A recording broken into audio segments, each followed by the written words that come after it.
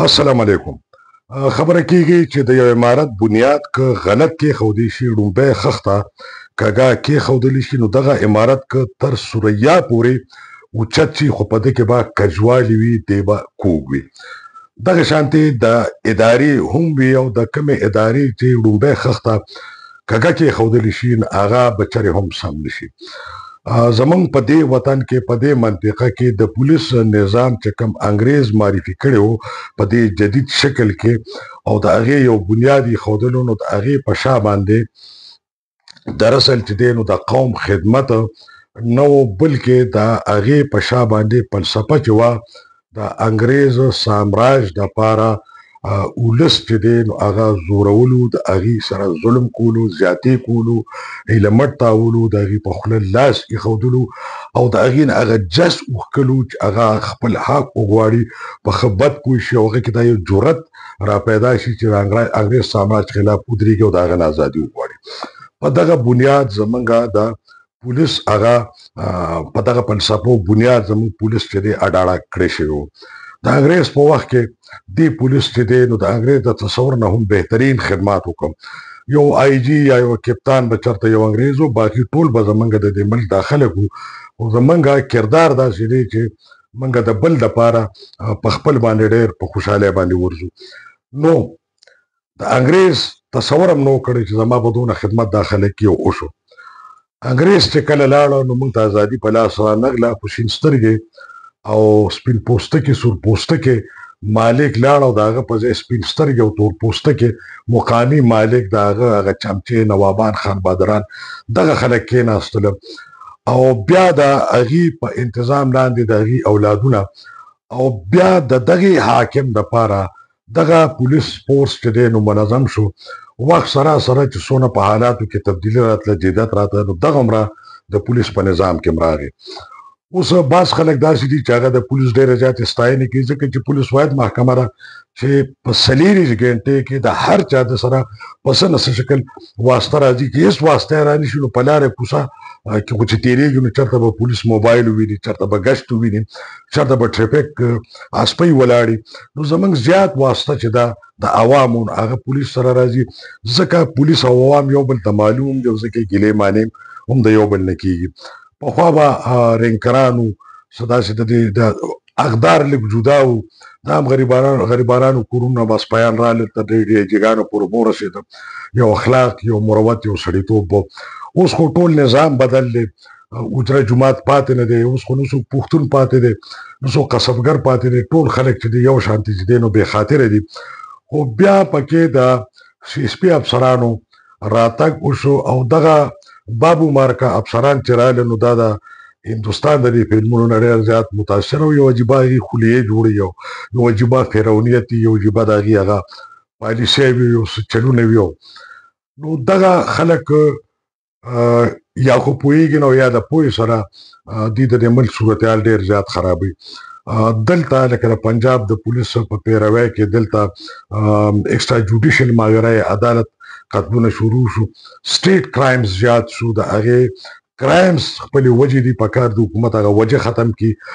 بیا پولیس که دغه ګرفتاری کړي نو بیا د هغې د تفتیش نظام دومره ناقص دی زموږ عدالتي نظام ګوایان نو دا بېشکه چې سټریټ کریمینلز طبعي ده خطرناکه لګي خو او دا چې پولیس ګرفتار هم کړي نو دوی ته سزاګان هم نه میلاویږي. ډېر غټ واردات به شي او په دویمه ورځ پس په بهر وي نو پولیس د هغې نه حل روغ که ماورای عدالت قتال او هغې له یو اصطلاح راغلې ده هاف پرایي او فل پرایي یعنې یو نیمونی سو په دې کونډۍ وولي یا په داسې ځای وولي چې د عمر دپاره یې معذور کړي دغې ته هاف پرایي او یو داسې چې هغه مړ کړي. همیشه چې دی نو په موټرسایکل به دوه کسه را روان وي او پولیس به ورته اشاره ورکړي او ودرېږي او په پولیس ډزې وکړي او پولیس د حفظ معتقد هم په طور په سیلف ډیفنس کې چې ډزې وکړي نو په هغې کې بیا چې ډزې بندې شي او هغې وګوري نو یو موټرسایکل یو تماچه وي یو لګېدلي او بل تښتېدلي وي. دغه یوه پټ سټوري ده سره پکې مقام او تاړه او نومونه بدلېږي. نو په دغه طریقه خبرې روانې دي. چارسده چې د پښتنو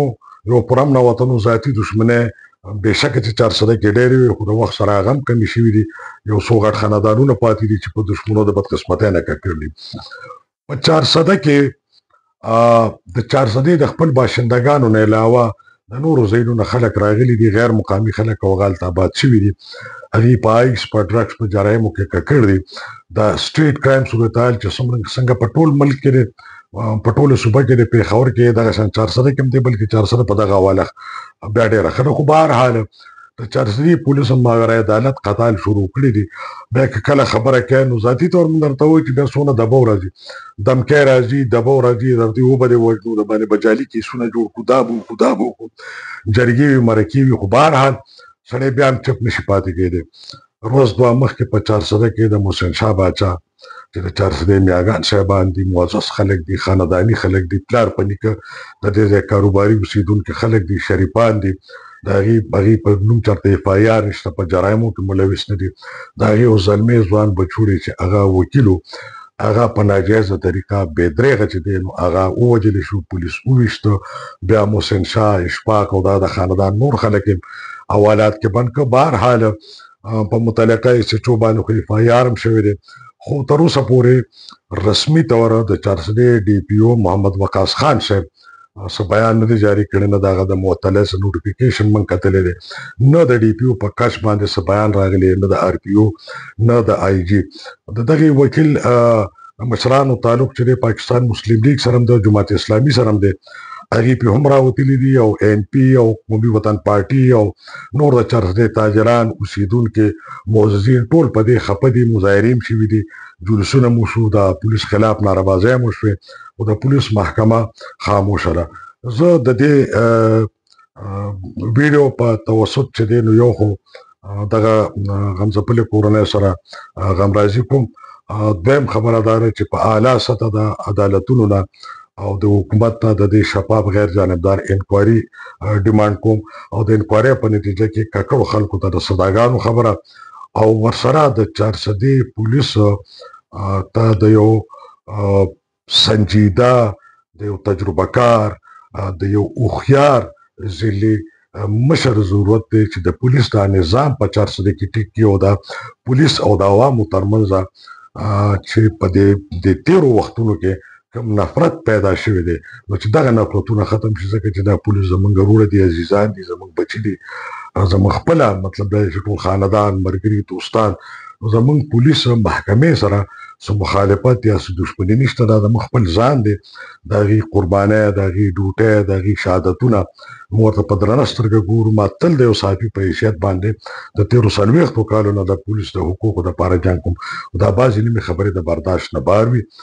منګه ته یو تجربه کار، یو هوښیار، یو ښاغلی، یو معتبر په حجره جومات په پښتو انکو پویه ضلعي پولیس سربراه پکار دی، که هغه راته د پنجاب راولي، که د سند نه راولي، که د بلوچستان نه راولي، که د دې پښتنو نه راته لګي، که د رینکرانو نه، چې څوک د حکومت او د آی جي صاحب خوښي، خو منګه ته د ضلع کې چې دی یو سنجیده ډي پي او چې دی هغه پکار دی. اجازه غواړم، د الله په امان.